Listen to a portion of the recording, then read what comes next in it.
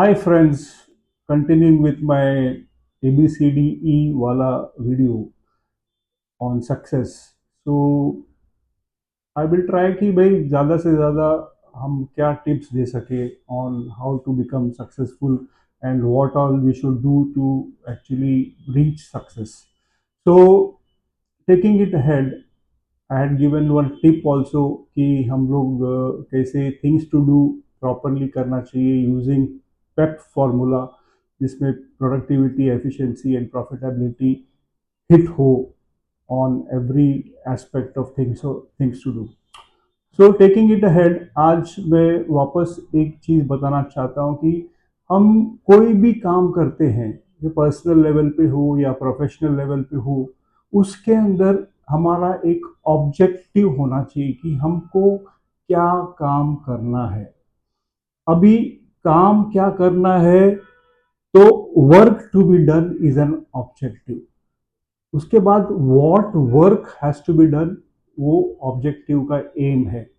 And वो जो work है उसको कैसे होना चाहिए, गुड वर्क होना चाहिए, मतलब काम अच्छा होना चाहिए। पहले क्या है ऑब्जेक्टिव, क्या काम करना है। उसके बाद में क्या होना चाहिए कि वो काम अच्छा होना चाहिए। उसके बाद में तीसरा ऑब्जेक्टिव क्या है, ऑब्जेक्टिव का एम क्या है कि वो जो काम हम कर रहे हैं वो टाइम पे होना चाहिए। अब हम कुछ भी काम करेंगे और काम टाइम पे नहीं होगा तो रिजल्ट का मतलब नहीं होगा। सो प्लीज अंडरस्टैंड, जो भी आपका ऑब्जेक्टिव आप रखते हो लाइफ में, तो पर्सनल लेवल पे या प्रोफेशनल लेवल पे जो भी आपका ऑब्जेक्टिव होगा, तो वो जो ऑब्जेक्टिव है वो ऐसा होना चाहिए कि it is reachable, achievable and on time होना चाहिए।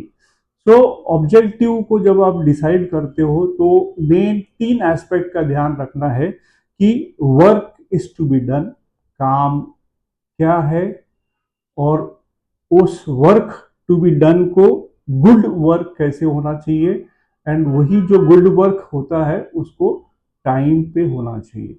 तो आप ऐसा इमेजिन करो, अगर पर्सनल लेवल पे अगर हम बात करें तो मे बी होम मेकर या हाउसवाइफ या लेडीज या सर्वेंट्स या मेड्स या जो भी आपका घर का खाना बनाते हैं या मदर हो, तो उनका एम क्या होता है कि खाना बनाना है।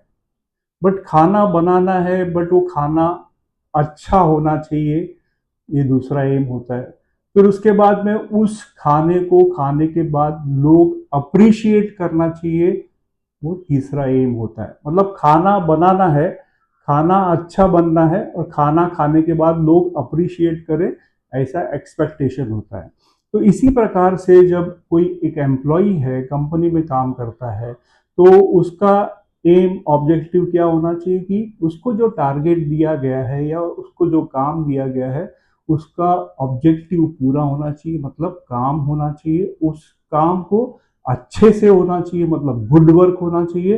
एंड वो काम जो दिया गया है वो टाइम पे होना चाहिए। So there is always a very thin line between efficiency and work to be done. So जो आप काम करते हो ना, तो उसमें आप जब काम करते हो उसके अंदर ये सोच के काम करो कि मैं कैसे टाइम, एफर्ट्स और मनी, इन तीन चीजों को हम लोग बचा सके। तो जो इंसान ये तीन चीजों को बचाता है, मतलब टाइम बचाता है, एफर्ट्स बचाता है और मनी बचाता है उस काम करने के लिए, तो वो आदमी एफिशिएंट कहलाता है, मतलब एफिशिएंसी दिखता है।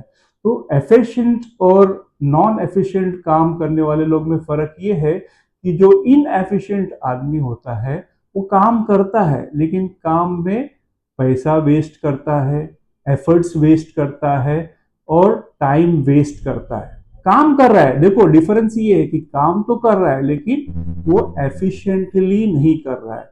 बट यही काम अगर वो कोई एफिशिएंट आदमी करता है तो वो क्या करता है, वो एफर्ट्स मतलब मेहनत को बचाता है, वो टाइम मतलब टाइम जितना काम को लेना है वो उस टाइम को बचाता है।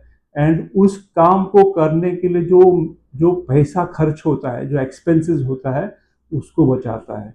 तो एफिशिएंट और इनएफिशिएंट लोग में यही फर्क है, काम दोनों करते हैं लेकिन काम में जिसका डिफरेंस जो है पैसा, एफर्ट्स और टाइम, ये तीन इंपॉर्टेंट एस्पेक्ट होता है। तो ये काम जब आप करो तो ये ध्यान में रखो कि मैं ये तीन चीजों को कैसे बचाऊंगा, so that it will be beneficial for him, for the organisation जहां पे वो काम कर रहा है। So it will be a win win for both of you, for your self and for the company. So I think it is possible, manageable, करो, करना चाहिए, it will be very useful for you and you will definitely get benefit out of it. फायदा होगा, नुकसान कुछ नहीं है, लेकिन yes, you need to become efficient. Thank you.